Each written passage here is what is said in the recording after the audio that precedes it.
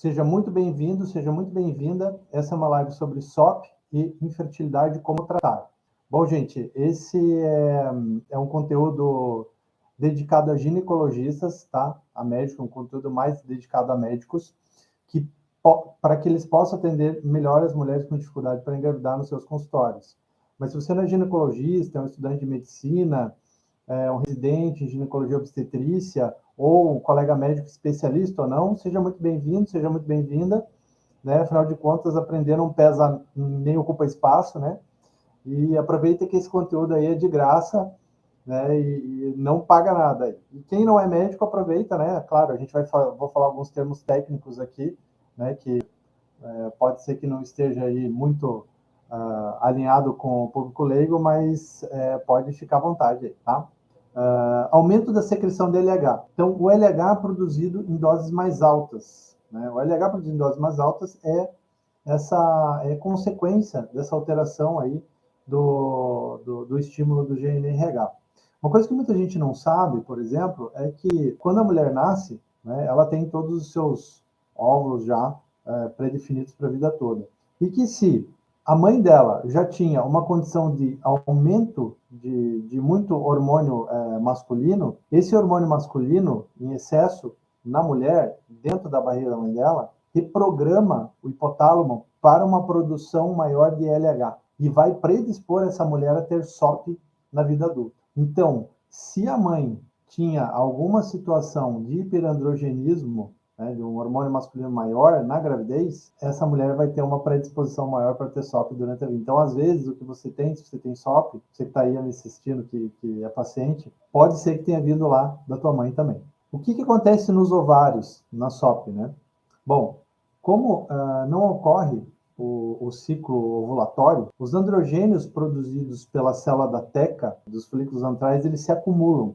Então, no folículo ovariano, que é onde tem o óvulo, nós temos dois tipos de célula, células da teca e células da granulosa. Basicamente, as células da teca produzem hormônio masculino, androgênios. E esse hormônio masculino passa para a célula da granulosa, e na célula da granulosa, o hormônio masculino é transformado em hormônio feminino, que é o estradiol. Como na SOP tem um congestionamento ali de folículos, eles acabam não ovulando, esse acúmulo de folículos menores faz com que ocorra um acúmulo de hormônio masculino, de androgênios. E esses androgênios ficam em níveis aumentados. Quando isso ocorre, tem um deslocamento de reação, porque tem dois tipos de androgênios. Tem o androgênio 5-alfa reduzido e tem a testosterona com androstenediona. Esses androgênios 5-alfa reduzidos, eles são produzidos quando ocorre um acúmulo maior, né, de androgênios, e eles são mais potentes. Então, eles que vão causar esses sintomas aí de hiperandrogenismo, hirsutismo, pelos, né, acnes na mulher. E também começam a paralisar ali, concorrer também para paralisar o processo da ovulação. Então, no ovário, efetivamente, isso acontece, por causa desse ambiente, vamos dizer, um ambiente androgênico que ocorre no ovário. Então, você veja que a SOP pode ter uma origem aqui do hipotálamo, pode ser uma origem da hipófise, e agora eu estou falando uma origem lá do ovário.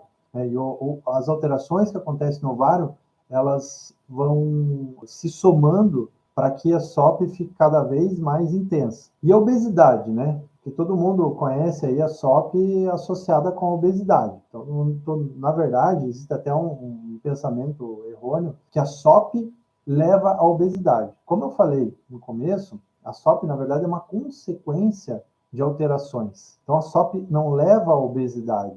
A obesidade leva à SOP. Então, 35% a 60% das mulheres com anovulação crônica têm obesidade. Então, quer dizer que, vamos dizer, em média, metade das mulheres que não ovulam direito estão acima do peso, estão obesas. E a causa disso pode ser explicada mais ou menos de 3 maneiras. Primeira delas, quando você tem muita gordura corporal, o que acontece na gordura? A gordura ela também faz uma aromatização de androgênios, ela transforma androgênios em estrogênio, inclusive no homem. Né? O homem que está obeso, ele costuma ter um nível maior de estrogênio e menor de testosterona.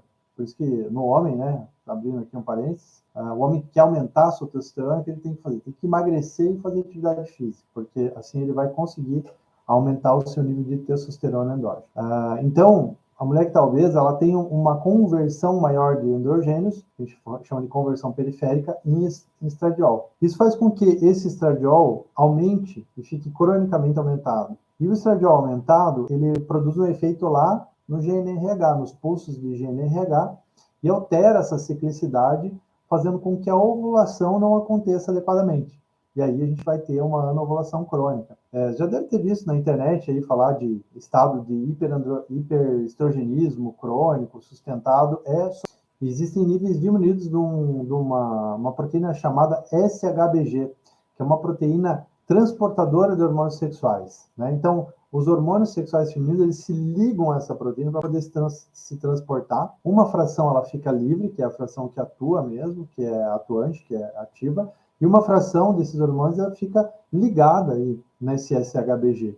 E quando a mulher ela está obesa, ocorre uma diminuição desses níveis de SHBG e um aumento do nível de hormônio livre, né? E o hormônio livre, tanto testosterona, estradiol, vai exercer um efeito mais importante, vai exercer mais feedback, mais atuação lá no GNRH e vai alterar o ciclo ovulatório, né, levando aí a SOP que a gente já conhece. Um terceiro, que é muito importante que a gente entender para a gente poder oferecer tratamentos adequados, oferecer condutas adequadas em caso de SOP, é a resistência à insulina, né?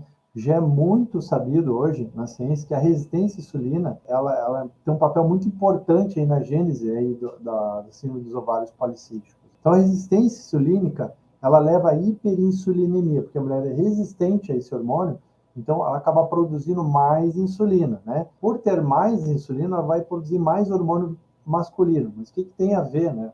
Produção de insulina com produção de hormônio masculino.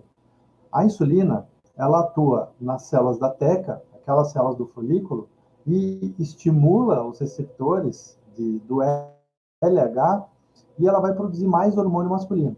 Então, ocorre um desequilíbrio, né? Quando você tem um aumento de insulina, uma hiperinsulinemia, ocorre um desequilíbrio nisso, e ocorre uma produção aumentada aí de hormônio masculino. Né? Isso pode levar a um desequilíbrio da ovulação, e aí também pode levar a anovulação crônica e síndrome dos ovários policísticos. A resistência à insulina, ela está presente em 50 a 75% das mulheres obesas, tá? E a sensibilidade à insulina, ela está reduzida em 35 a 40% das mulheres com síndrome dos ovários policísticos.